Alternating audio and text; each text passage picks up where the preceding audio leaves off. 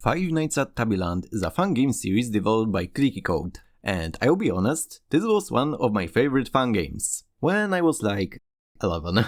And after the recent replay of the series, I have had my childhood ruined. Not because it was scary though, nah, these games really aren't all that scary when you're that much older, but because they really are worse when you play them. Yes, I was a filthy FNAF kid watching people play fun games and not playing them myself. And replaying these games myself without having a funny YouTube man in the corner really does show how flawed these games can be. We technically have only 4 games to tackle, but after looking just a bit deeper, I found there to be some interesting things, like the earliest possible version of it, not even being called Tubbyland, original version, I bet some people don't remember, and the cancelled 4th game because I swear to god it's becoming a tradition for a fun game series to have one cancelled game. I say we shouldn't waste any more time and start talking about the birth of the second most popular Teletubby horror series.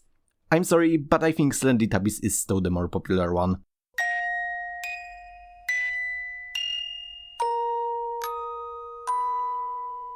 Five Nights at Tubbyland didn't even start as a Tubbyland game.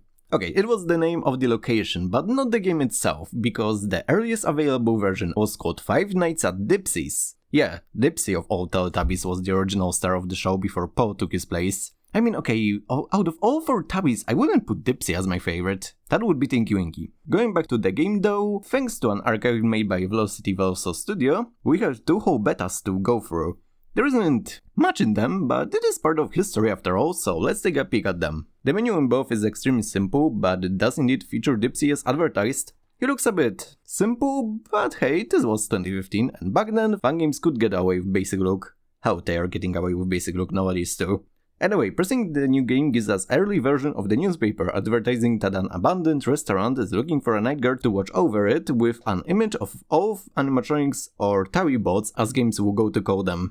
And we load into the office. Very basic, pretty much just grey cube with desk and monitor and pencils and poster in the background. In beta 2 there are also doors to the left which you can open and close with the button. On the bottom we have cameras, in beta 1 there is no camera static, but in second one there is. We have 9 whole cameras with only 1 disabled, and a better look at Tubby bots which sure have seen better days. I won't say much more about them till we get to the first proper version, because now it is time to talk about a more publicly available version. A demo released in March of 2015. Does this bring back any memories? Yeah, so I guess I may as well mention their designs here, because we will never see them again. And I can't say they are bad or good, but they are radiating this essence of very early FNAF models, looking simple, only with flat colors and basic damage done to them. It gives them this specific kind of charm you don't really see that often in fun games. Anyway, newspaper image has changed again, and we immediately get thrown into the office with UI this time. And we even get a Funko. It's here to essentially fill us on the lore of the series, which will be surprisingly consistent most of the time. Alright, so apparently animatronics are being woken up from so-called sleep mode after being deactivated because of the cast dart machine explosion in the dining room next to us. This is basically like the Bite of 87 of the series. And then we get info dump on the mechanics, which will stay the same through all versions of the first game, so I may as well talk about all of them here. Let's start with Poe, the red tabby with gouged out eyes. She sits peacefully in parts and service room and is kept at bay with music box. Unlike most music boxes, however, this one has this graph to show you how much charge it still has, and instead of clicking on it, you hover your mouse over it to charge it back up. You know, my opinion on music boxes is not the best, but this one is like 1 point above normal music box simply because I don't need to click my mouse. Saved some energy for that pointing finger. Next is Tinky Winky, who is missing most of his bottom half. He is, I'm quite sure of it, the first animatronic to require camera stalling to not kill you. I mean, Foxy could technically count as the first enemy you should stall, but Tinky outright requires you to stare at him on the cameras. He starts in, I think, parts and service room, but he also sometimes appears in this hallway camera. From there he has to progress through all around the restaurant to your office. Then he will stand on the right side for a bit before killing you. To prevent death, watch him to delay him from moving to the next camera. Pretty interesting thread to add alongside Music Box, because to me he feels like an animatronics developer would put in substitution to Music Box rather than someone to work alongside Music Box character. But I can say both Po and Tinky only match. Both require camera usage, but one being a semi-roaming thread requires you to watch him while the other guy's bar depletes. Too bad you can see that in this version because it's barely working, more on that in a minute. Alright, the last enemy in the demo is Lala. Looks-wise, compared to everyone else, personally, she's the weakest. I mean, Po has gouged out eyes, Tinky misses half of his body, Dipsy has this skull eye, and Lala just has no head. I mean, okay, she has a head, but that's endoskeleton, so I guess it's like having your skull out for animatronics? Barely beats Dipsy in looks contest, though in spite of being supposed main star in earlier versions, isn't even active threat in the demo. Wait, this is supposed to be a Lala segment, right? Lala starts on stage and, okay, I want to say she has a path to your office, but really all she does is teleport all around until she just happens to hit Cam Alpha, which is right outside the left doorway. When she is there, you need to close the door and wait until she leaves. But from my footage, the only time it happened was on night 2, then she took a damn whopping 60% of power before she left. Like, what? And this led me to a simple realization. This game relied on RNG, and I have just played a pretty bad RNG focused game, and here I am, meeting with it again. I guess it's just a lovely quirk of early FNAF fan games. But okay, this is only the demo, things will improve for 1.0 version. Right? Well, let's see, because the demo only lasts 2 nights, and after getting a thank you screen, we can move to the full version. The first version of Five Nights at Tubbyland released officially on 1st of April 2015. Huh. I never realized the release on pre-map release. But believe me, this game wasn't really meant to be a joke, but to be fair, how serious can a Teletubby horror game be? And the first change from the demo you will notice is that models had been updated. While designs weren't completely changed, they were more so refined to look better while staying true to what they are supposed to look like. For those wondering, yes, newspaper image changed again. Funkos have too, but they are essentially rewrites of the demo ones to feature more reasons to why animatronics are like they do. But again, till night 3, when Dipsy joins in, it's pretty much these 3 bozos again. So let me talk about other things like small graphical update. Office now seems to have more shadows to it, and cameras have new renders as well alongside animatronics. Nothing changed mechanics-wise, so let's just jump to night 3 and talk about Dipsy. Dipsy has a unique mechanic to himself, that being the fumes machine. Because he was supposedly programmed to restock the custard machine, he is able to smell. That's right, this guy is the first robot ever to be able to smell. But we can use it to our advantage with the aforementioned fumes machine. In Dining Room 1 camera, we have a new button that lets us release some of those sweet fumes. 6% to be precise. When Dipsy gets there, you are supposed to press the button a few times to make him leave. Except because of what I assume is game being held with a duct tape, he never walked back. No matter how many fumes I throw at the guy, he would just stand there. Or eventually leave the room. Then he would rush through the vent, and yes, this is a vent, to the office door and enter my office, which activates an alarm and drains power until you are left to die, since he can't jump scare you. But for some reason, closing the door when you hear a vent bang causes him to straight up disappear for the rest of the night, most of the time. No idea why he works like that, but I guess it's just some old fan game shenanigans. Okay, Night 4's Funko was pretty nothing burger, but on night 5 the search crew found the last robot, Nunu. But apparently he isn't normal, having a lot of modifications, and while on the call, well, the rule of being the first game applies here as well, and the phone game is obligated to die. This Nunu has been giving me some real serious creeps, man. Oh wait, I didn't tell you. We found him. Yep, he's right. He must be in better condition than we thought, though. Ready? Where is he? And I actually did get to take a look at him, and well, this sure isn't Nunu I remember. He's a very dark shade of blue with 2 white pupils, and are those spikes inside the nozzle? Yeah, I guess that's one thing Teletubbies and Tubbyland share. Evil Nunu. He's the golden Freddy of the game, randomly appearing on the desk and in the kitchen camera. If you see him in the office, pull cameras back up before 6.66 seconds pass. Yes, the devil's number. Ooh, so scary. Or you are dead.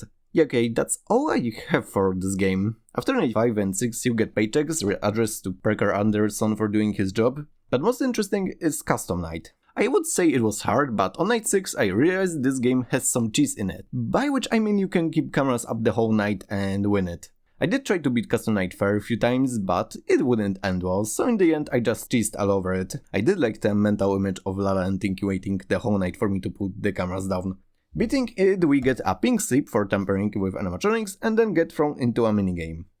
In it, you play as Po and are tasked with finding the custard machine and turning it on. After getting to the dining room and touching the machine, Po breaks down, we get jumpscared by Nunu and are sent to the main menu. And this is all to the first version of Tubbyland. Can I just say I'm surprised this actually gained any relevancy? Okay, maybe I shouldn't be because it was the time when horror games were at their peak. Teletubbies 3 demo got released a few months earlier, so maybe it was just a perfect time for another Teletubby horror game. But anyway, that first version was quite successful, which prompted many creators to make videos on it, which made the series pretty popular and prompted a sequel to be released next month, my god. But before I move to it and terror of fun games developed in 1 month, let me talk about the game to death first, because the same year on 25th of December, a revamp update was released. And yep, it sure has changed a bunch of things. Firstly, the office got remade to have more dark areas around it, and it overall looks nicer compared to the original one. Cameras are actually the same, okay, only office and the main menu have changed. But gameplay did see a few tweaks. For example, Po, instead of having to hover your mouse over the button, requires the spacebar to be held down. Okay, I will be honest, this is a bit of a downgrade because now you can just place something heavy on it and boom, I don't have to care about it. Earlier, at least I had to worry about moving my mouse, but now I just put the camera on and it recharges. Box loses charge pretty quickly though, so I guess that's a way to compensate for it. Other than that, I'm pretty sure other mechanics were just refined. Lala still teleports around, though according to Wiki it's intentional. Tinky and Dipsy work exactly the same though. Everyone was given jump scares because of the new office lighting, all posters were changed, but there are 3 interesting things added in this update. First, clicking Dipsy on the poster says the most iconic line from the games. I like paper clips. Yeah, Dipsy, I do too. The other 2 secrets, however, are special nights. The first one is accessed by going to Custom Night and pressing Tinky's white eye triggers Dream Night, where all Tubby bots are replaced with plushies. They still function the same, but their jump scares are higher pitched and less threatening. And to access the second one, you need to get a game over and then click on the blood behind the Tubby toaster, I think that's what it's called. Doing that triggers what is called a PTOD night. You are left in complete darkness and are tasked with surviving in pitch black building. But of course, you aren't alone. And instead of other Tubby bots, you are stalked by a newcomer and kind of an overarching villain, PTLD 93. What does PTLD stand for? First initials of the name for all Teletubbies. Po, Tinky, Lala, Dipsy. I'm not going to lie, that's kinda clever. He walks around the building on cameras and alright, since power is gone you can't see anything on them, but can hear a faint sound whenever he's in a room. When he disappears from them, that means he's in the office, and to prevent him from killing you, you need to activate light to scare him. If you activate light without him in the room, you will just speed him up, leading to him potentially killing you. I will admit to having skill issue and being unable to beat this night. I tried it a bunch of times, but PTLD would often not give me enough time to actually turn on the lights, resulting in another attempt. So I gave up and decided to look up what actually happens when you beat it, and it just restarts the game. Okay, that's underwhelming. And the one camera that was disabled all game is reactivated tonight. But outside of wires and destroyed custard machine, there isn't much to really report outside of it being a cool detail. And yet, this is all for a revamp update. I dare say this was actually a pretty great update. Graphics got changed to look better, several secrets got added, gameplay was refined. It really just changed a pretty meh fun game into a pretty decent one. But this is not over yet, as in 2021 yet another update was released called 2.0. This wasn't a simple update and more of a recode of the original. Apparently most of the work was done by There's No Steak, going by Avocado Dreams nowadays. And once again, it was quite a substantial update, changing enough to warrant me explaining the whole game again. Starting with the title screen, it looks a lot better than before. I mean, it has the same layout, but with the title moving, screen being polished up, it just looks better, okay? Office looks pretty similar to Revamp, but now has different scrolling that is way smoother. We of course have new fungi, who is personally the best of Tubbyland 1 fungi so far, and phone calls were changed to share way less information with you. Meaning on Night 1, if you didn't play the previous versions like I did,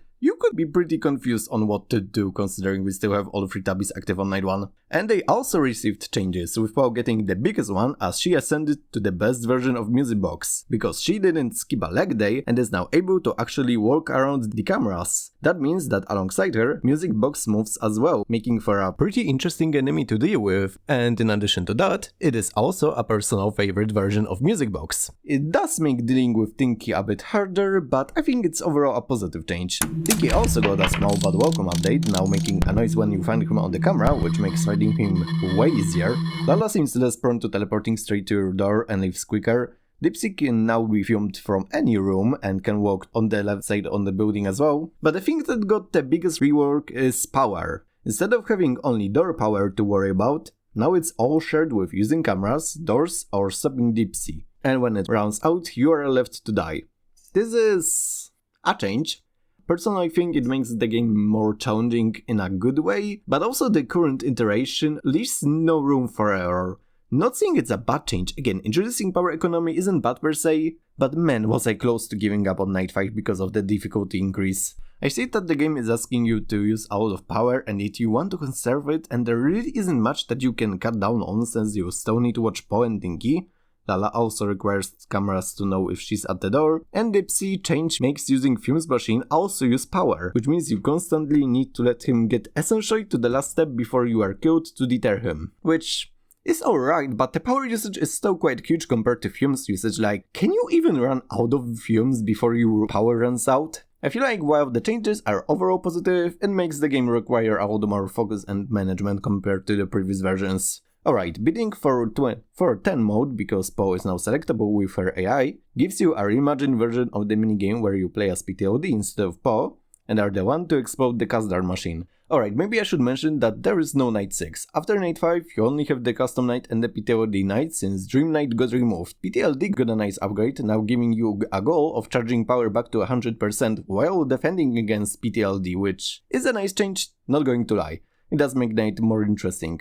But yeah, I will say that I think this is an upgrade to the original. And I mean, the revamp is still available to download alongside 2.0, so if you don't want to play the new version, it's really only your choice. I will recommend 2.0 because it's a newer game that has better screen resolution, graphics and gameplay.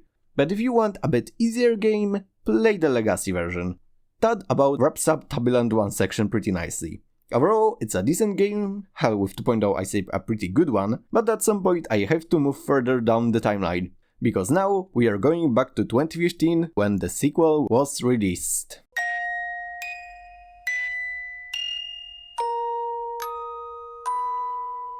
Five Nights at Tubbyland 2 released on 1st of May 2015, and indeed it released 1 month after the first game came out. Which only makes my fangame sense tingle, because that means that the fangame was most likely rushed to release while the hype was still going on, which we all know is the ingredient that is used to make a bad fangame.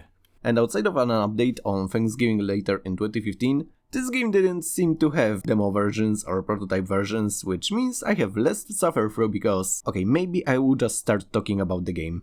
So we open to the main menu. Wow, this is boring.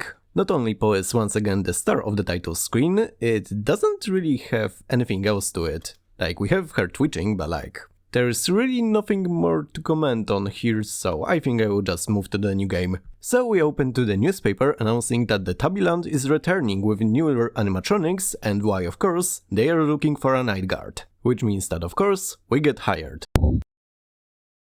We appear in our office, which has this weird camera. Like, office itself is fine, pretty much a standard issue FNAF office, but this camera has this weird curve to it. It doesn't feel like I'm looking around, more like I'm moving forward and backwards in the chair. We get called by a fungi, who I swear to god is the game Salmon. I can recognize his voice anywhere. We are welcomed, and you know, typical company stuff, even though he infodumps basically every enemy we have to deal with. No kidding, he just pours down information on all 6 threads on night 1, most of which aren't even active yet and won't be for the next few nights. I know it wasn't he who wrote the phone calls, but again, do not introduce every thread on the first night. So I'm gonna do things a bit differently and only talk about the specific enemy when they attack me. And the first one in the line just so happens to be Old Paw. Yes, they are still keeping her, and while yeah, she is more damaged compared to the last time we saw her, I mean, okay, she was already withered in the original version, so adding more destruction doesn't really make her look much different. She starts in the parts and servers next to you and can enter the office through one of two ways. Either climbing through vent shaft to the front hall, or the one on the right going straight to your office. When she gets to the office, all you have to do is stand still, literally. However, to even die, you first need to feel the meter at the bottom of the screen, which I swear to God was an idea stolen from Flamtis 2. And I have to ask, how can she even sense us moving? She is literally blind. That's like her only other quirk instead of being withered. Maybe it's supposed to be like a hearing sensor or something. I really have no clue how she can sense us moving. Oh, and she can sometimes talk when appearing, and the VA, who is also supposedly the fungi from the last game, does a really good job replicating her. Are you there? Are you still there? It's dark in here. And this is all that happened on night 1.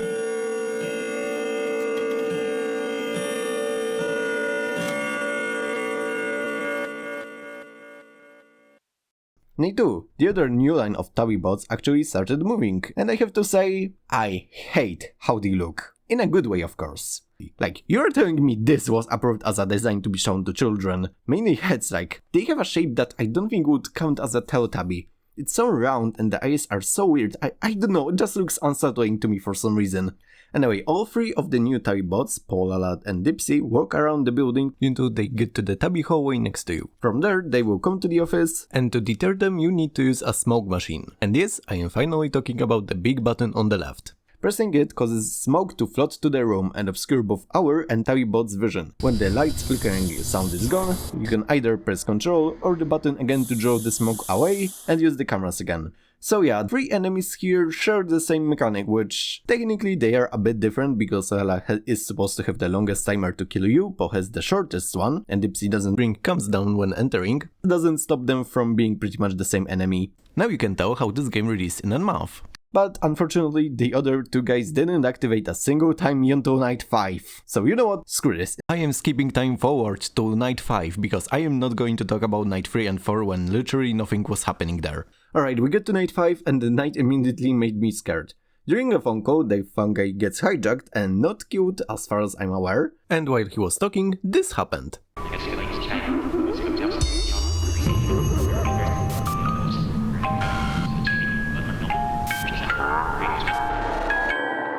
Yep, this is how the new Tinky Winky functions. Or at least part of his mechanic. You are supposed to be watching him in his room of storage camera to stop him from moving. If he gets to you, he disables the power for a bit, preventing you from using smoke gun machine and cameras, and plays music box. As long as you watch him, he is not a threat. He definitely feels less like a threat compared to his first appearance, and less original as well. I wish he did more. And other enemy is Nunu. He sits in the kitchen and from time to time he turns on playing this song to alert you. When that happens, you need to quickly go to the kitchen camera and toggle transmission to turn Nunu off. I would summarize him as a quick time event more than enemy. As long as you react within the time window, he is not a threat. I also learned later on that toggle transmission disables the smoke machine for some reason, which if for example Lala or Poe enter the office at the same time and you cannot pick up the camera when either of them are in the office, you are dead. And I'm not sure if I should call it a game mechanic or an oversight. And this is everyone. Kinda meh cast in my opinion. You know, it's more so that you don't really do much here. You turn the smoke machine on when one of the new Tubby bots comes in, stay still for Poe, watch Tinky Winky and turn off Nunu when he activates. You know, this isn't a terrible gameplay loop per se, but compared to Tubbyland, you really only use 3 cameras. Okay, in original you use like 4 max, but the point still stands. This isn't a very good loop, and combined with how slow everyone moves, this really is just another sequel made as quickly as possible to capitalize on the success of the first game. Meaning it comes out extremely quickly and is worse than the original. But that doesn't matter as long as it makes numbers on YouTube, does it? Finishing night 5 we get our paycheck addressed to Evan Jameson. So not the same game as in Tubbyland 1. And night 6 didn't unlock. Huh. Checking comments on GameJolt, it seems to be a common issue with this game actually. Alright, let me just head to the save data. Anyway, changing extras number to 1 gives us night 6. Right, I forgot to change source of footage, so I accidentally recorded Notepad when playing Night 6 and 7. So anyway, I re-recorded the entire Night 6 and 7, and if you are wondering, no, it didn't make the game better. Night 6 was more interesting than 5, but still. Nono attacked me maybe once, Winky moved once, and I also realized old Paw, for some reason, retreats to her starting position when one of new Tubby bots attacks you, which meant she didn't attack me at all this night.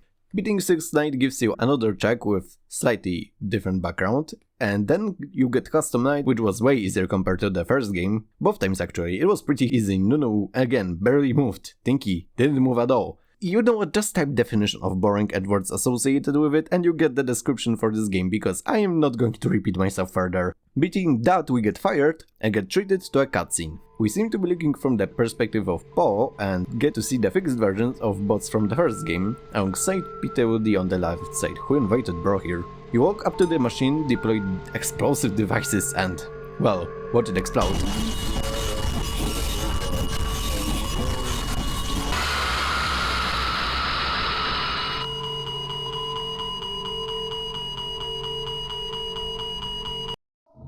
Seems like we have just experienced the infamous custard machine explosion and got confirmation that it was Paw who did it. Although the 2.0 version of Tubbyland suggests otherwise, but that was made years later, so... And going by revamped timeline, Paw is the one responsible for the explosion. And lastly, we have one more secret night. To access it, on main menu, you have to type 2036. This brings you to a nightmare night, which is... basically max mode, but your computer has an eye on it and Tubbybots seem to have no eyes at all tonight. Yeah, that's about it. Beating it just restarts the game. And yep, this is everything for Tubbyland 2. Overall, it's exactly what I expected. A game that is not as good as original because it was rushed out to keep the hype going. It's FNAF 2, but instead of mask you have a lot of smoke, and instead of waiting music box you just... stare at the guy. The story does move forward with this game, but I feel like we know pretty much everything that is important with little to no secrets left for us to discover. Maybe minus who made PTOD and who was behind the explosion, but overall the plot is a bit more interesting than the plot of most fun games, but that's more so because we have no child murder and instead we have regular murder. But thankfully, Clicky learned the lesson of releasing game in a hurry because the next one took a while to release, and for good reason. Because it was meant to be the finale to the series.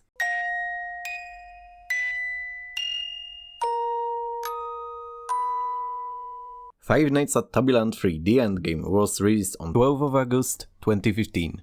Indeed, instead of releasing a month after the sequel, this game took 4 months to release, which isn't a lot in the grand scheme of things, but when put alongside other fun games, it is quite a lot of wait time for FNAF fans in 2015. And yeah, this is indeed advertising itself as the end of Tubbyland games, which I guess is true because the game concludes both the story of the original trilogy and is the last game in the original trilogy, so yeah, I guess the title is accurate. This is the end game. And I have to say, this sounds like a very ambitious fun game. Is it any good? Let's find out. Alright, there is a Night 1 demo, so let's quickly check that out. Or not, because anytime I try to start the new game, it crashes, letting me only see the menus, which is that old Paw again. Girl, this is the 3rd time you're a title screen guy. Please, let others breathe. Outside of that, however, since I'm not really able to check it out, I cannot really comment on it. If you want to check what is in this demo, you can go on Tubbyland wiki and check what is different there. And on that note, let's move to the full version. We open to... Oh, this isn't Paw. What the hell is that thing? It has Dipsy's hat and heads of 2.0 Tubbybots on the side, I think, and it follows my mouse cursor. Okay, this is quite impressive for 2015. Other than that, we have a shout out to some YouTubers and manual. Oh, it's that kind of game. It's not ideal, but I think I have a solution for this. But that's in a minute because now I want to start the game. Speaking of which, starting a new game, we get shown a newspaper advertising night shift at Tubbyland Warehouse, the natural evolution after 2 restaurants.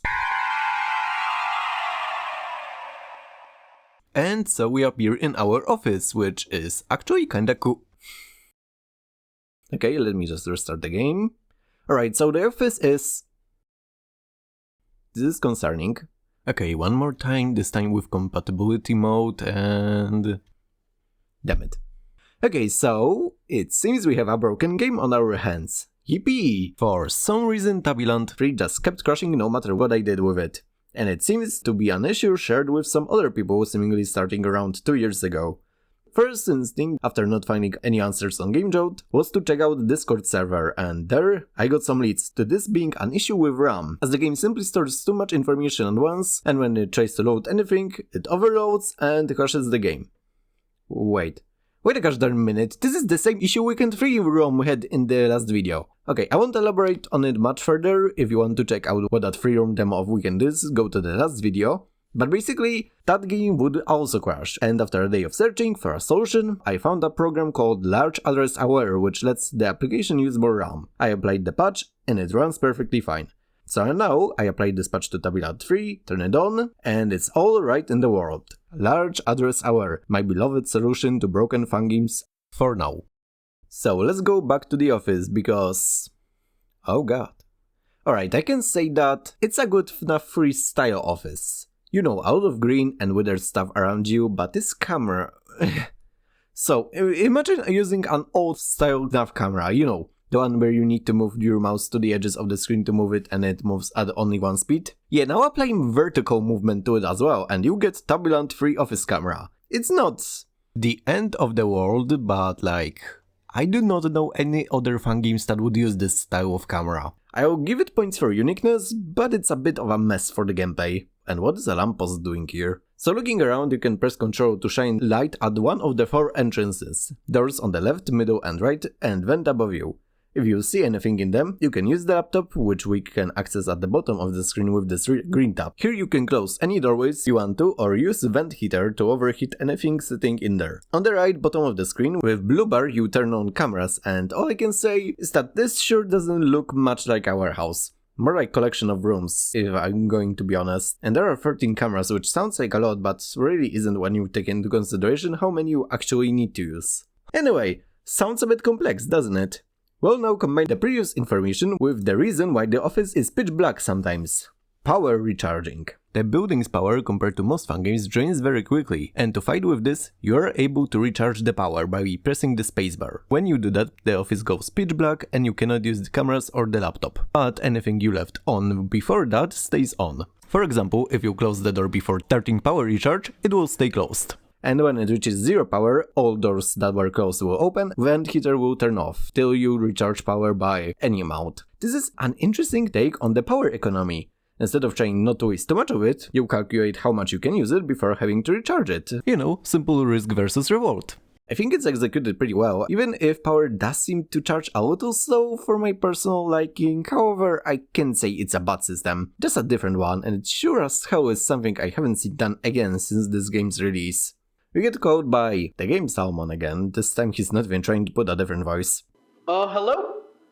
Hey, so according to what I've been told, you're the one guy we hired to guard the warehouse. We are welcome to Warehouse and get a bit info dumped on a few enemies, which I guess is because most of the enemies are active on night 1. But it's not like they are going to kill you, they move quite slow, so I think I'm just going to divide them 2 per day, so that you don't get too confused. Let's start with our camera staller number 3, Prototype Lala. I kinda expected to go against every robot from earlier games, but nope. We go against forgotten prototype of Tubbybots, and thank god this didn't get approved. Seriously, who thought this design would fit children, even without all the withering? Going back to her, she sits on cam 12 and, wow, she sits there as long as you watch her. If you don't watch her enough, she will stand up, and if you forget about her again, she will rush down to cam 1 towards the middle door. To protect yourself, close the door and wait for her to bank. She will also disable the camera, which you just need to pick it back up to reboot it. I think it didn't happen much to me during the playthrough. Compared to Tinky Winky from first game and from the second game, she is more like a discount Foxy. And while she is definitely the enemy you have to watch the most, she isn't that hard to deal with all things considered, which would put her right between the Tinkies. Next is Prototype Dipsy. He has 2 ways of entering, either the middle door or the vent. If you see him at the door, close them for a bit. If at the vent, you have to use the vent heater to overheat him. But again, no one really attacked me tonight, so let's just move to night 2.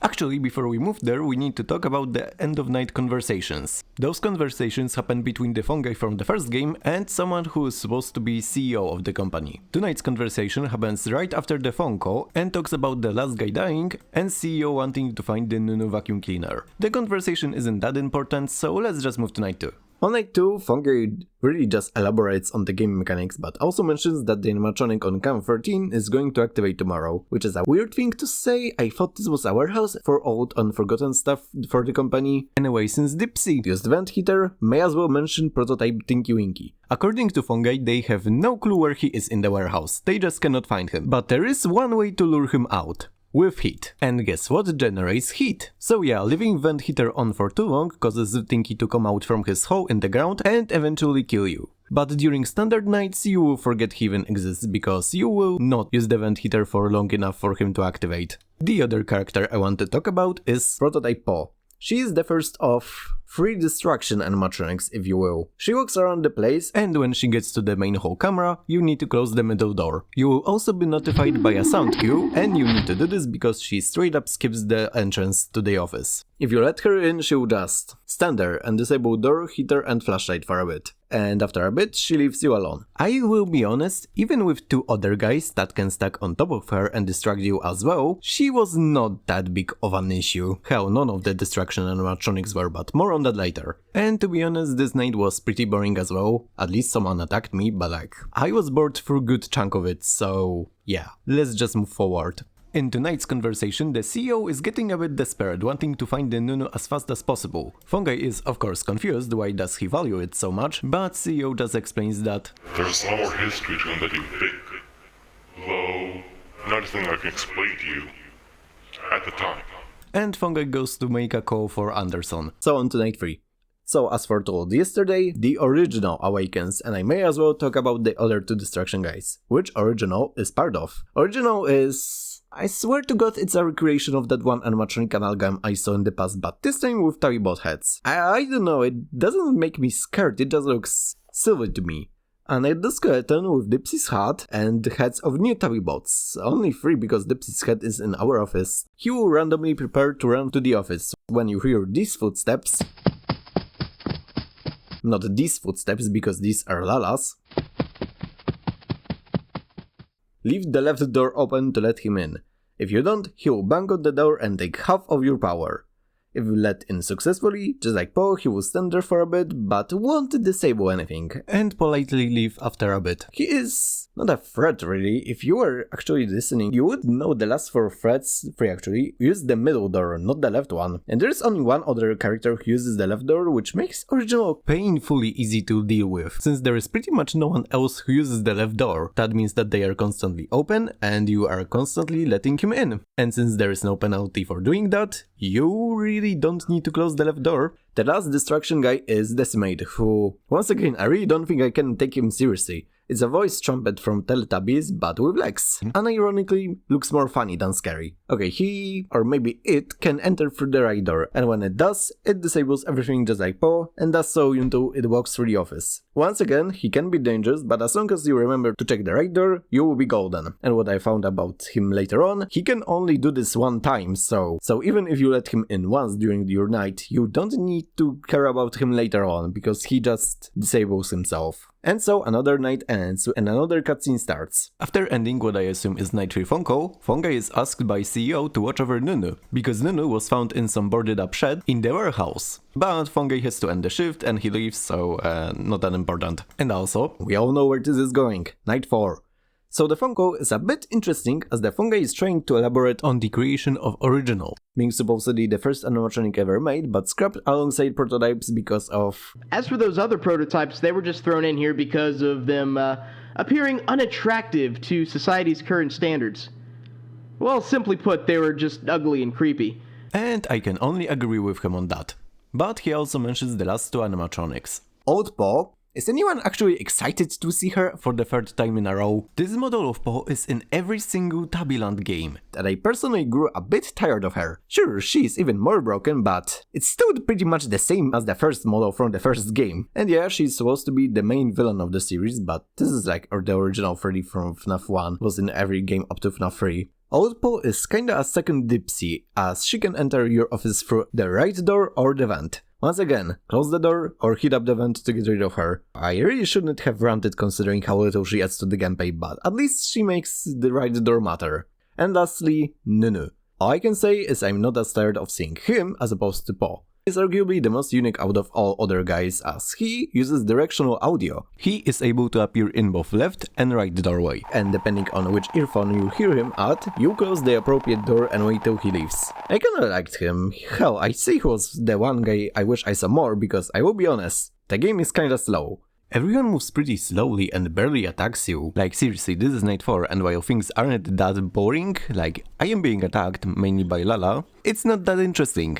Especially with a cheese strat I found later on, but that's in a minute. And today we have last lore relevant cutscene. Fungi talks a bit to the Nunu animatronic thinking he's not active and then makes a night 5 phone call. Like, I'm not kidding, it's word to word with the original one. And I think you remember what happened there. Where is he?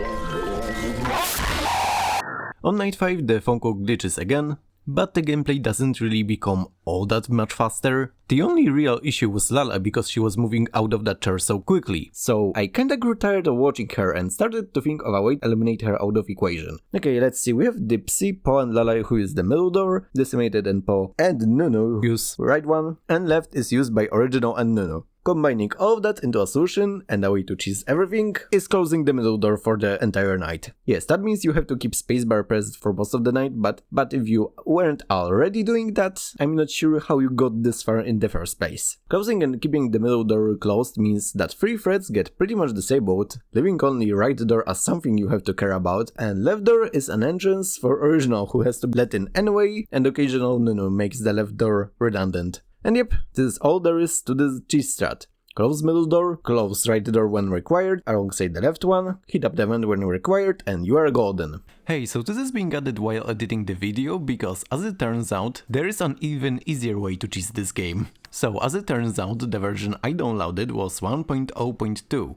From the Mediafire download in the devlogs because I thought it would fix the earlier bug about the game crashing. But the game to download, the 1.0.1 version, has a bug that allows you to just keep recharging the power and not dying.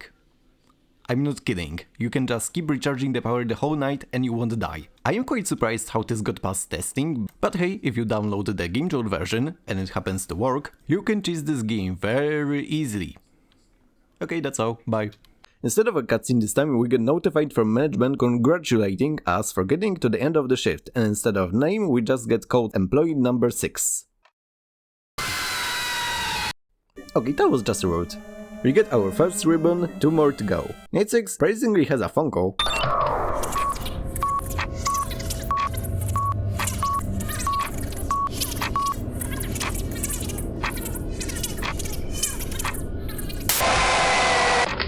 Oh, you didn't get that? Here, editor me, slow it down. I just had to interrupt this call. It's the only way I can communicate now. The person currently doing these calls is perfectly fine, of course. But unfortunately, the same can't be said for me. But don't think I don't know who you are, Employee 6. I'm fully aware you're the cause behind the incident that drove this company into the ground. My body may not be alive, but my mind lives. Taken full control of that vacuum cleaner by now, as well as every animatronic that we made. Remember PTLD 93? Quite a clever way of spying around the place, but not clever enough. Despite everything you've done, I will find a way to forgive you. All it will take is the loss of your life. Oh, okay, so that is an interesting lore drop. So Employee 6, and by extension us, was the creator of PTLD, who, if you know this, was kinda missing from the entire game. And the fact that the fungi from the first game is controlling the Nunu alongside other animatronics. But the part with driving the company to the ground, it seemed to be doing quite well, at least in the second game it seemed. We get no information the place was closing down at the end of that game, but considering we are in a warehouse and have heads of those new Tubby bots, something happened along the way. But I sure wonder what the hell does he mean by saying he will forgive us, like... Does he try to blame us for getting him killed by Nunu? Because that's not true. It's the CEO who left him with the Nunu, so I'm not sure what does he mean by that. And outside of Poplash on our desk, not much has changed regarding the strategy. Expect Tinky Winky, he actually started to kill me. He seems to be getting really quick with appearing when heating is on, even for a little bit, but this night was no issue and we get yet another cutscene.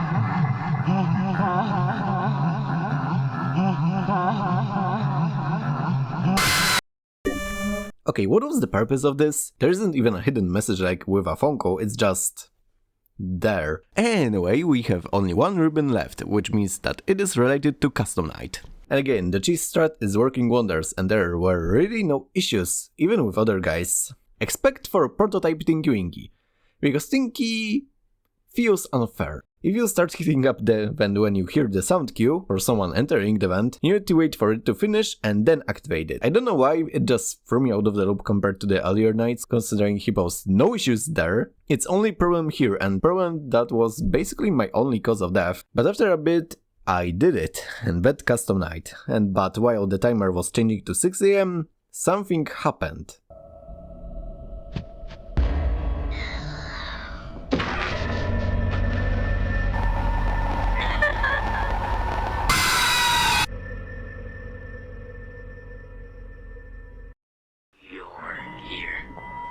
You're finally here. Oh, it's about time that you were put down. Okay, I'll contain my joy. Do you know why I am so joyful? You are now the Nunu. I would have settled for any old scrap of the owner of this prison, but I never could. When I saw your face sitting there in the office chair, I was overjoyed. Do you know how long I've been in here? Decades. Decades. And it seems you're here to take my spot now. I was forced to take the spot of those before me, and now it's your turn to take over, so I get to leave. Remember how I mentioned to the others before me? Let me just refresh your memory on the purpose of the Nunu. I learned from the dead before me that this isn't just your everyday amusement machine. No, it's far more than that. The state you see it in now is its original form. Many rows of teeth and a vacuum design to hold in the corpses of the victims until they were disposed of. Though I don't think the disposing part has happened since before Tubbyland's creation. Kinda silly how I was able to make it so no one noticed me in here. I'm not sure what will become of you, though. You have done terrible things to this company in the past, and I suspect that the worst is now in store for you. As for the player watching and guiding, I have a question. Are you still there? Alright, outside of this being very interesting information about Nunu, which I kinda figured out myself considering all the teeth inside the tube and people murdering, we learn about some rules of how Nunu is controlled and the fact he knows me, a player, exists. To be fair, that fourth wall break was unnecessary. And now we get two options that don't sound too good. I either free myself and leave fungi inside the Nunu for god knows how much longer, or accept the fate and I guess stay in Nunu in place of the fungi. I guess freeing myself is better of the two, so let's go with that. Wait, why isn't this working? Come on, we can't both leave. Someone has to stay. How are you? Wait, someone needs to take over or we are stuck here. No, come back. Are you still there? Okay, now I kinda feel bad.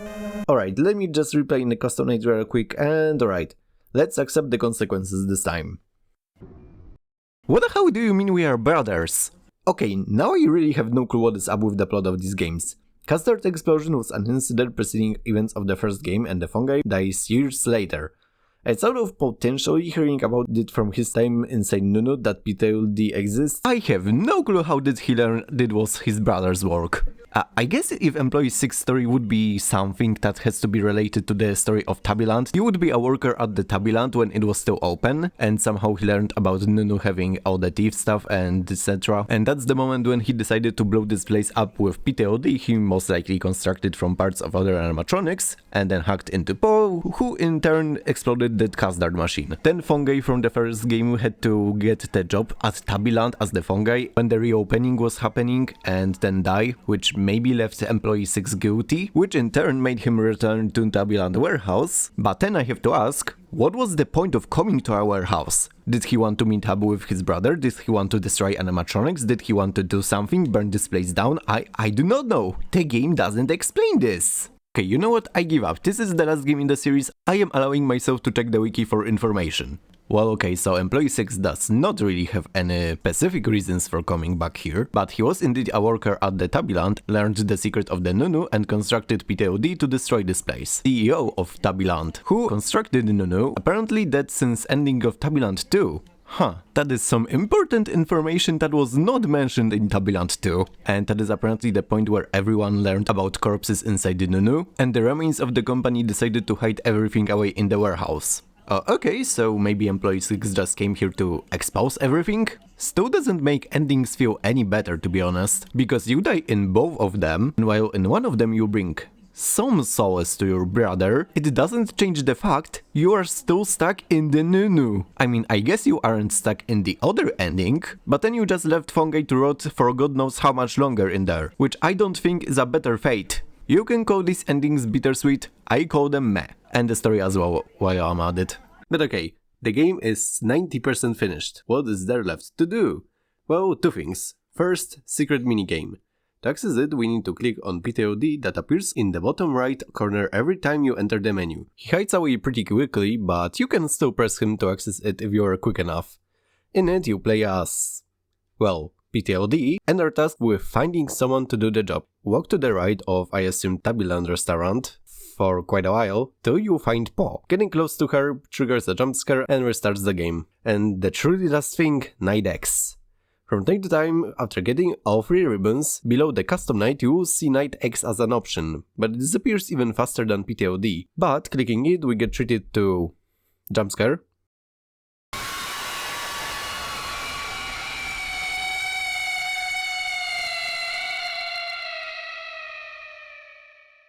And then nothing. No one is active tonight, and this night solely exists as a way to show that PTOD is in the game. He is supposedly an Easter egg character, appearing sometimes when you put down the cameras, but more frequently on Night X. When he appears, pull it back up to not die, as dying closes the game. Beating the night also crashes the game, so I call it a waste of my time. So this was Five Nights at Tubbyland 3, the end game, and the end of original trilogy. Tubbyland 3 has a lot of good ideas, but it doesn't really execute them well. We have 3 doorways, only one is really useful most of the time. We have new power mechanic that, while unique, is pretty exploitable with the cheese strat, and the camera is certainly something. I feel for the last game in the series, it really should have more classic characters, since we haven't seen them since the original game. Okay, lore-wise they apparently got reworked into those new Tubby bots, but even then we don't get to face off against them because original exists. A lot of introduced characters are kinda eh. For example, Voice Trumpet is a cool idea, but I think the design is just goofy. Original is pretty goofy, prototypes I dare say look good, and I have no problems with them alongside Nunu, and Old Po is Old Po. And the story, while I think could be a nice wrap-up to the trilogy, also kinda fell flat on its face. Especially with the endings. Maybe it is just me wishing that there was one good ending instead of 2 mediocre ones, but again, I cannot stress it enough. If you don't check the wiki, all of this stuff will just fly over your head because it's not explained in the game. Again, let's not forget most people won't be able to play the game because of the bad optimization, not letting you play unless you patch it with large address aware, making it unplayable to what I assume is everyone who doesn't know such tool exists. And unlike the first and second game, there was no big update for this game to make it better, which I think is kinda sad all things considered, since this was supposed to be the ending to the series and it's only kinda alright. And what do I think about the trilogy as a whole? It's alright. Like, when I say now, I feel like I played a textbook definition of a fungi trilogy from early days of FNAF. First game is very successful, then a rushed out sequel, and kinda a third game. Just like Candy's, Jolly, and let's throw 5 Nights Before Freddy's as a third example because I cannot think of anything else. But as you may have noticed, we are missing one game, the cancelled one, and as the role of FNAF Fungates would have it, the cancelled game was the next one in the line.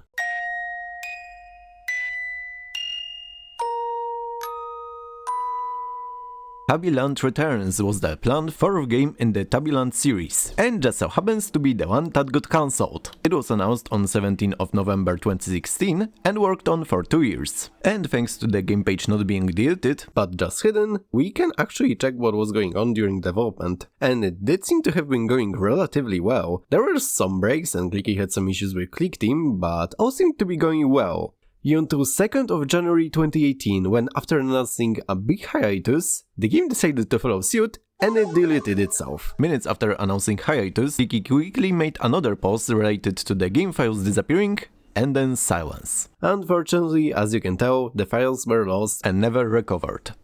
Outside of a very early pre-alpha and some offsets, not much is known about the game. Well, okay, Clicky was pretty open about the details of the game, as Wiki has quite a lot of info on it, but still, the game has suffered the curse every fun game series goes through, and Clicky herself said she was dissatisfied with how the game was shaping up to be, but as a result of cancellation, the work on Tubbyland Archives began, so I think it's a net positive. As to what the game was supposed to be, it was meant to be a sort of bridge between Tubbyland 1 and 2, where our guard from first game, Parker Anderson, tries to survive against deformed versions of Tubbies that appear in his dreams. I'm not exactly sure how it was supposed to tie with the second game, since we play as another guy there, but I guess it's not the worst excuse to make another game in the series. Alright, let's check out that alpha then. Well, the main menu is... alright. I mean, I can't really say much about it, and I'm pretty sure it will be changed for the final release, but as it is, it's okay. Pressing anything brings you to Night X. And this is where the big thing for this game appears, the 360-degree office. You can look all around it. It isn't very interesting to look around it, but it sure can do a full rotation. And outside of office having those 360 degrees of movement, I really don't have that much to say.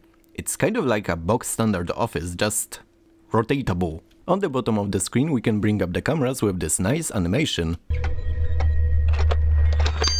And the cameras themselves are honestly kind of boring, but for how boring they are, I think they kind of hit the vibe of Uncanny Valley this game should have been going for. They look like normal places, but something is just a little off with them, even if most of the cameras are just these boring hallways. Although this poster looks kinda cool. The only two characters that seemed to be active, in heavy quotation marks, are Paul and Dipsy. And I don't really get design for either of them. Paul looks kind of like a skin suit that came to life.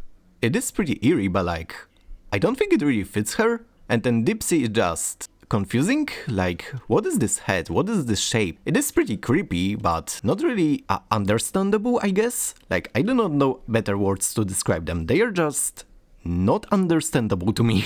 And yeah, they cannot kill you, this is pre-alpha, I am pretty sure the jumpscares aren't even in the game files. So all you can do is just watch them walk on cameras. Paul just wanders around rather normally, but Dipsy was supposed to have a mechanic where if you look at him on the camera, he will hide away from the cam's view, and you just need to kind of memorize where he was. And yeah, I guess that's it. I guess I forgot to add that the office has a flashlight that you can turn on and off, but like, there is literally nothing more here to talk about. There are more things to talk about on the wiki page, which have a lot of more designs for Lala, Tinky, PTOD, Nunu, and a lot of details about the gameplay, but honestly, I don't really feel like talking about it because you know what is the next game, and I really want to talk about it as well. So sorry for cutting this one short, but if you are interested about Tubbyland Returns, just go on the wiki and read about it. I think the gameplay details that were lost were kind of interesting and worth looking at. Oh, and let me just quickly advertise that Tubbyland Returns that you can find on Gageold called Rebooted is not official, it's a fan-made recreation, and while it is pretty faithful to original, the mechanics are completely different, and it doesn't have the 360 office, which is honestly for the better. And from what I recall playing it, it was actually quite enjoyable, so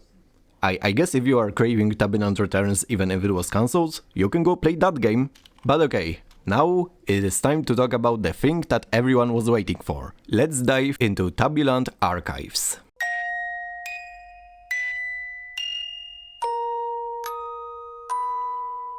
Alright, as I said before, we have reached the moment you had been waiting for. Tubbyland Archives Act 1. The first entry in Tubbyland Archives series meant to act as a total reimagining of original Tubbyland trilogy, released on 15th of July 2022. God, I feel old knowing I was there on the release and still remember playing it day one. Compared to what the game is now, this is a bit of a whiplash to me, but more on that later.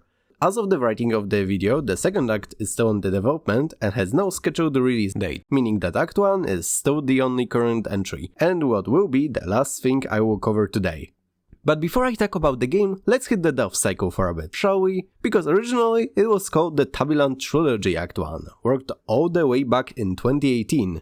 Yes, the same year Tubbyland Return said bye-bye. Why was one word changed, you ask? Well, because the new version covers the remake of Tubbyland Returns, which happens to be Act 2, while this version didn't plan on including it for quite possibly still feeling a lot of salt towards that game. We don't know much about it, but it still has some stuff in the unused content section, like 4 whole scrapped offices. Yes, 4 whole offices, some more complex than the others, but each one still being quite interesting in its own right. There is the gift of Paul entering office, the doors, some other doors, an early version of current office, and what I find most interesting, a brand new office for the 2.0 update. It never got used, but it still looks kinda cool. One thing that was consistently featured in all versions was a maintenance panel meant for cameras rebooting, and other stuff that got scrapped for something I will mention later. There are some early cameras, jump scares, death screens, teasers, and a whole lot of other miscellaneous stuff. There is quite a lot of it, and I'm not sure if I even want to cover it all. Go check it out yourself on the wiki. But going back to,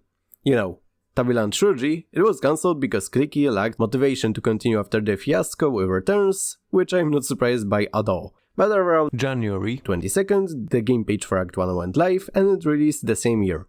And now we are here, at the warning screen and the small intro.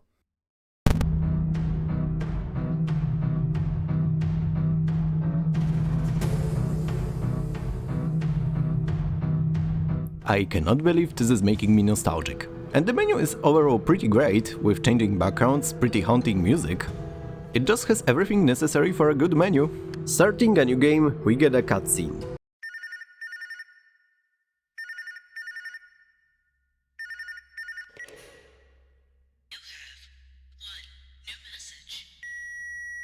Is this thing on?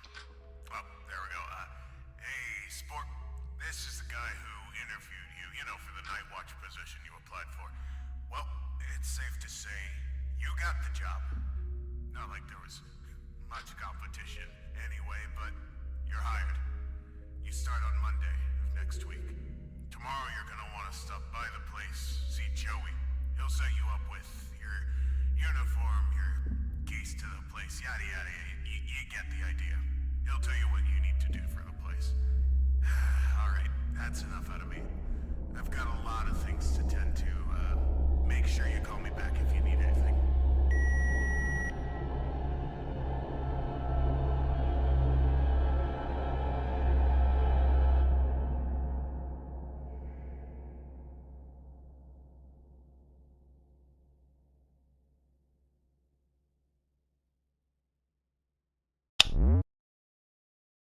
And begin the night 1.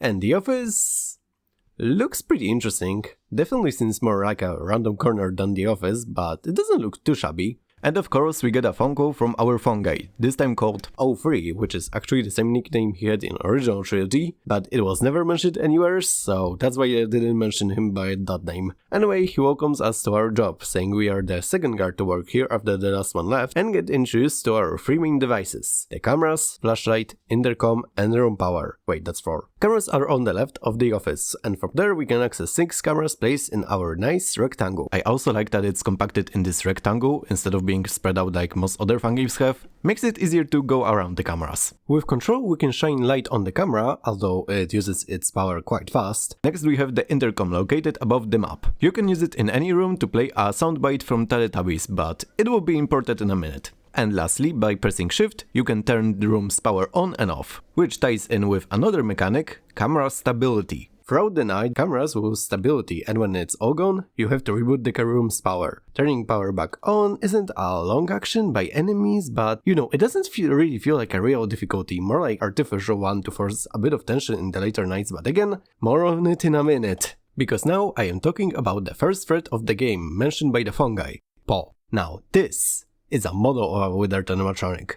Wires sticking out, parts of body missing. It's perfect. It's just a perfect evolution of the original design, and it applies for other Tubbies as well. And once again, she is the blind one and cannot see, so the only thing we can do to delay our fate is to lure her around with intercom. Play it in a room near her, and when her movement opportunity hits, she will move there. However, and this is very important, Paul cannot be lured twice to the same room. This may not sound like much of an issue, but with how small the location is, it really makes it hard to keep her in one place, which automatically makes her a better spring trap since you can't lock her in one camera and have to continuously loop her. And on top of that, if you didn't notice, you can't even see her without flashlight. It isn't that much of a problem, but you will see how it snowballs later on. And with that, this is all for night 1.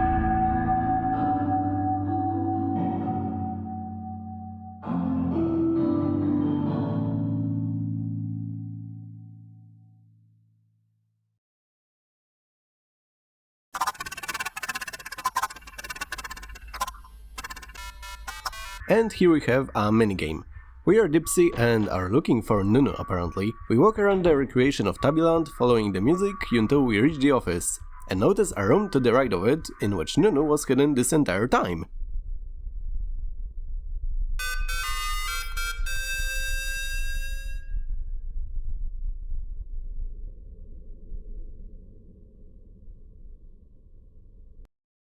On night 2, we get notified that Yellowbot, Lala, is now active. Once again, very good redesign. Since we lack doors to defend ourselves, and getting notified she's pretty aggressive, our only option left is to hide, and we can do it with the closet to our right. If you see Lala on either of these two cameras and see her leave, run into the closet and watch her fail to jumpscare you.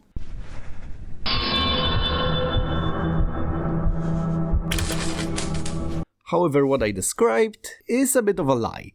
Because Lala is a bit of a prankster and can just not attack from her position, but rather go to the new camera to A, which just so happens to be between both rooms which she can attack from. So whenever she disappears, what you should do first is check if she didn't wander to 2A, and if she isn't there, run into the closet. However, that's not the end of her tomfoolery, as from that camera, she doesn't have to go to the other entrance. Sometimes she will just backtrack to the previous camera, maybe you'd even do that multiple times, just toying with you and distracting from the fact that Paul is already one step away from killing you. This is single-handedly the most distracting mechanic in the game, personally. You cannot predict what is she going to do, meaning you have to give her as much of your divided attention as possible and making sure you don't forget about someone else because of her, or the opposite, being so distracted by other animatronics that you forget about her. This honestly makes the game way more tense than you think it is, especially on later night, but that is something you will see very soon. And unlike Poe, at least you can see her without the flashlight, since she has glowing eyes. Alright, I almost forgot to mention Nunu is here too. While he looks good, his gameplay mechanic is pretty weak. He sits in the aforementioned closet. If you stay there for too long, his music box activates, eventually waking him up and killing you. But I literally never die to him. As long as you don't spend too much time there because you miscalculated Lala entering your office, you will be fine. Okay, that's all for today. Once again, we get a minigame, this time playing as Paw, and this time we find Nunu refilling the custard machine. Not sure if it's working since it's broken, but sure, you do you, buddy. Night 3, we get notified that last night engineers have activated another threat, and it's none other than Tinky Winky. Once again, great redesign. I really have not much more to say about it, it's just great. And so is his mechanic, which I think is the most fair iteration of Tinky Winky yet. He starts slumped in his corner and randomly gets up to either go through top path or the bottom path. When you find him on the camera, he will be making some buzzing noises, kind of like 2.0 version of original Tubbyland. To deter him, you use your flashlight, as apparently a buzzing sounds so loud that it just makes Tinky Winky want to leave the room. He's personally the least problematic of the Tubbies, but that doesn't mean he doesn't steal my divided attention, even if he can snowball pretty easily. And don't forget, you also need to be on lookout for prankster Lala and Paw. And don't forget, Paw also requires flashlight to learn where her position is. And now having to share it with Tinky Winky, that battery will be running dry. Once again, it's another issue thrown at you that you have to deal with on top of the other ones. But the full gameplay loop will conclude tomorrow. Oh, also, Alfred decided to check out some company files, feeling a bit weirded out by the whole place. So tonight you play as Lala, look for Nunu and fight him taking out trash. Yeah, sure, let's go trash. Night 4, Alfred does indeed return with some results, finding something about robots, and also that they activated Dipsy, but he couldn't oversee him today because of his snooping. But before long, someone pays him a visit. Look, back to the point. Give me a second. Come in. We need to talk. What's up? Just curious about something. Did you see anyone going through the company records earlier? Rhonda or this place? No, why? Well, I just wanted to know, since you weren't out with the other guys today, what were you doing exactly?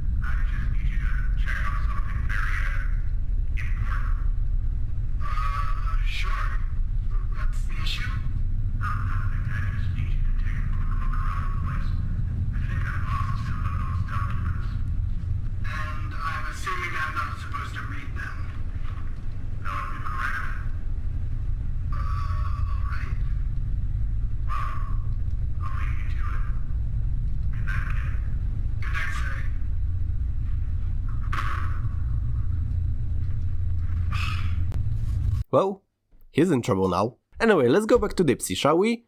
What can I say I haven't said about other Tubbies? He looks great, and I have no complaints in regards to his design. Gameplay-wise though... So Dipsy is unique compared to everyone else, because of the fact he doesn't use cameras at all. Instead, he stands in front of the entrance to the office, looking at you with his red eye. Over time, he will move a bit further and further until he's standing in the doorway. That is the sign for you to hide away, and after a bit he will laugh, signifying that he is gone for now. This is an extremely distracting mechanic. Since for the last 3 nights you only really had to put cameras away for Lala, now you have to periodically put them away to just check on Dipsy, which I don't know why, but it really throws me out of the loop. You know, Lala uses cameras, Paw uses intercom, Tinky Winky uses flashlight, and Dipsy simply hopes you will be too distracted by everyone else to completely forget about him, letting him kill you. I know this is a pretty simple solution to make sure you don't spend all night on the cameras, but man does it kill the routine you developed. But, despite all this criticism, I cannot say he is bad addition. If anything, he concludes the gameplay loop in a very unusual way for fan games. And when taking everyone into the account, that means everyone has a unique mechanic for themselves. Meaning that instead of repeating 1 or 2 Monday's actions, you are doing all the more thinking. Which does often get overwhelming, but if anything, that's a good thing for a fan game. It only makes beating the night that kicked your ass way more satisfying. And since no one else is getting at it, I can just go over the story. And the pain. So tonight we play as Tinky Winky and find the new cleaning a poo. I am more worried that it's in our office. Night 5. We know that this is the night where our fungi dies, but his fungo is one of the best fungi deaths ever. Just listen to it. Hello? Thank God this is working, dude. I have so much to say.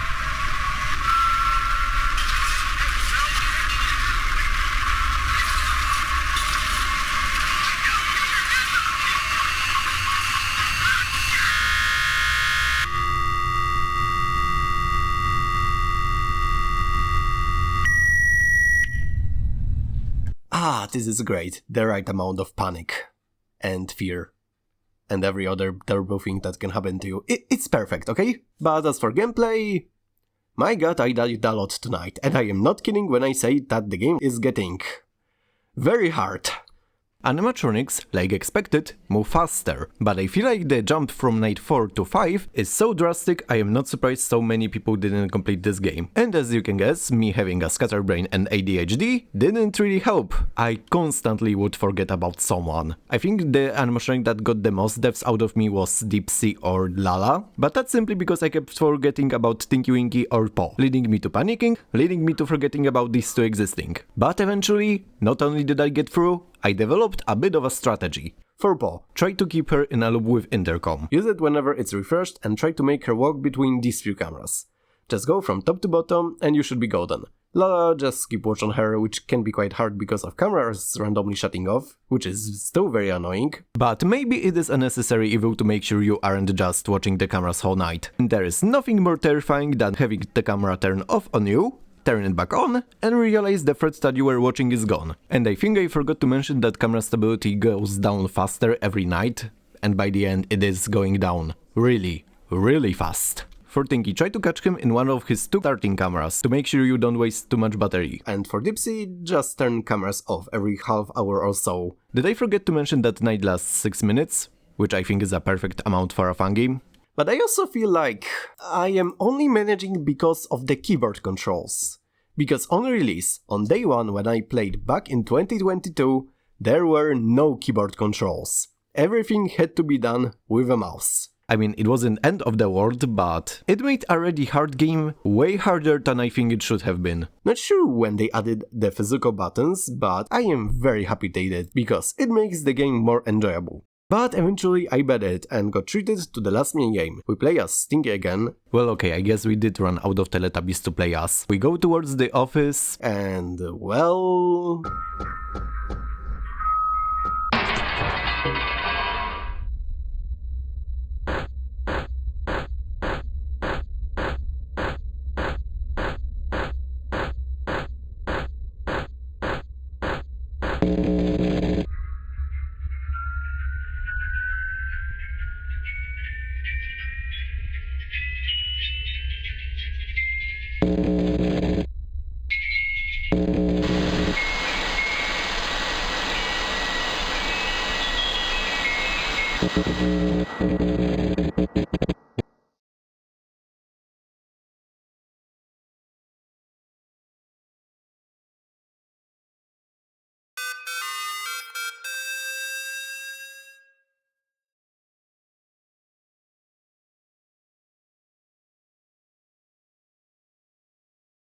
Hey, at least we got our money.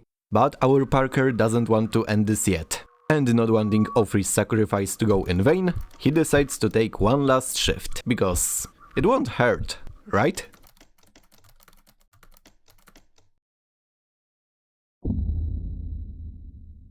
So we arrive at our last, possibly unauthorized shift. And to be honest, it wasn't as big of a difficulty jump as I expected. Night 5 was a very big difficulty spike compared to Night 4. Night 6 didn't feel as steep as Night 5 to Night 4. And since nothing new is getting introduced tonight, you just have to perfect the gameplay loop. Okay, there is one thing that is introduced. Because at around 3 AM, power in our office goes out and you are left in darkness, which only really affects Dipsy, as you can't check on him quite as easily, but I wouldn't say it makes it that much more challenging, it just asks you to memorize new positions. Anyway, it didn't take long and we are now treated to the last minigame. This time we play as us, Parker, looking for the files. We have 10 to collect and they spawn randomly all around the place. And as you can guess, you are not alone. At the start only Dipsy is active, after getting 3 Lala joins in, 5 at Stinky and 7 Paw. Dipsy and Lala work pretty much the same, walking and patrolling the place. And when they see you, they beeline towards you and kill you. Don't worry, you just restart the minigame instead of the whole night if you die. Tiggy also just patrols around the place but is slower than previous guys and can be outrun. Well okay, being more so outwalked because we move so slow. Last is Paw, who while pretty annoying is arguably the easiest to deal with, alone at least. She will spawn ahead of you and when you get close she will dash in a straight line towards you and never stop until she hits a wall which stuns her or you, and you can guess what happens then. And again, alone, these guys aren't that hard to deal with, especially since they have pretty good audio indicators with different sounds to indicate how close they are in relation to you. But together, they are dangerous. You will often have to go to rooms you didn't even plan on going to because you have to run away from 2 threats chasing you, and you end up running into the third guy. And I swear to god this took longer than beating the entire Night 6, but maybe I am just terrible at stealth games. But like half an hour of attempts later, I made it out.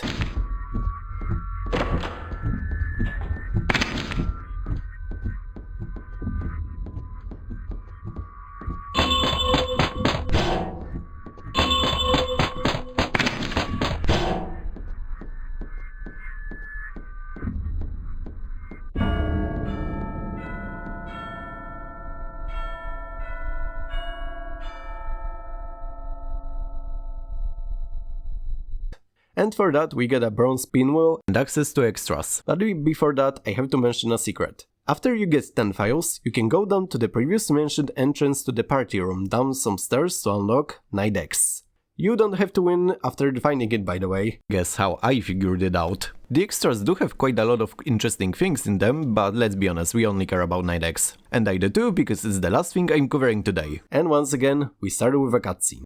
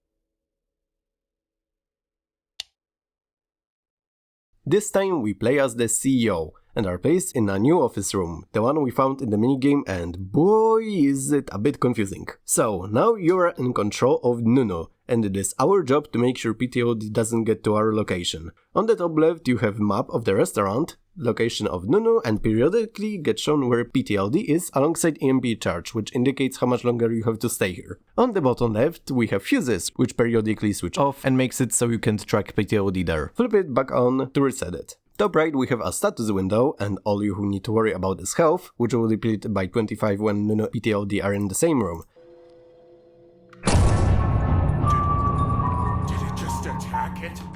Placing both in a random location afterwards. Another thing is the music box power, which stays with the thing on the bottom right, the controller. With it you can move Nunu to different rooms and, more importantly, activate music box. If you are in a room adjacent to PTOD, playing it causes PTOD to scream and rush to Nunu's location.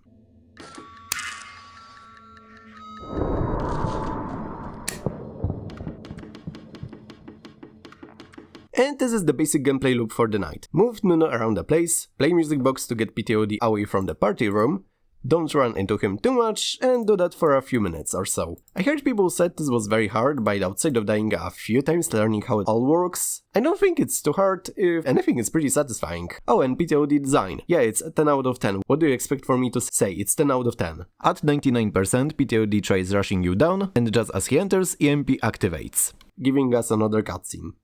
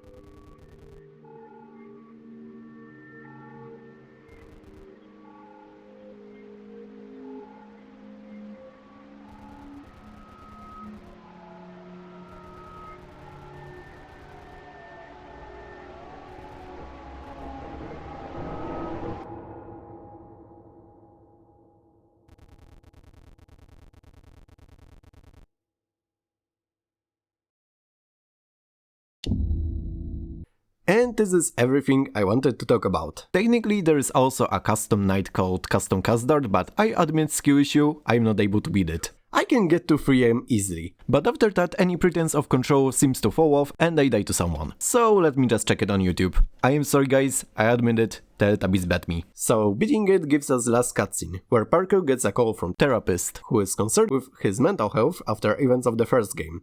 And gives us a tease for the next game, Tubbyland Act 2, which is supposed to be a reimagining of Tubbyland Returns. But once again, it's not out. All that got released was an April Fool's game, which I have to admit is really fun. Oh, and a small tease showing Parker is in his house, but that's about it for Act 2. And on that note, as of right now, this is all Tubbyland Archives have to offer to us.